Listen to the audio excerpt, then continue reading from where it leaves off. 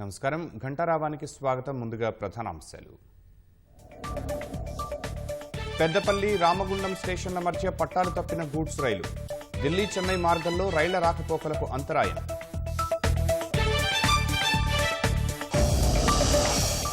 అధికారులపై దాడిని సమర్థించడం సరికాదన్న సీఎం. కుట్ర వెనుక ఎంతటి వారున్నా ఊచలు లెక్కించాల్సిందేనని హెచ్చరిక.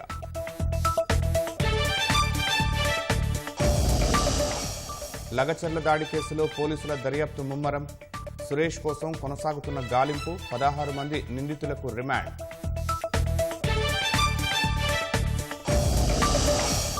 గవర్నర్ నుంచి అనుమతి రాగానే కేటీఆర్పై చర్యలు తప్పవన్న సీఎం. తప్పించుకోవడానికే ఢిల్లీకి చక్కర్లు కొడుతున్నారని విమర్శ.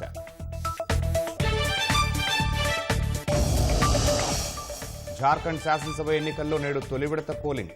43 నియోజకవర్గాల్లో తేలనున్న అభ్యర్థుల భవితవ్యం.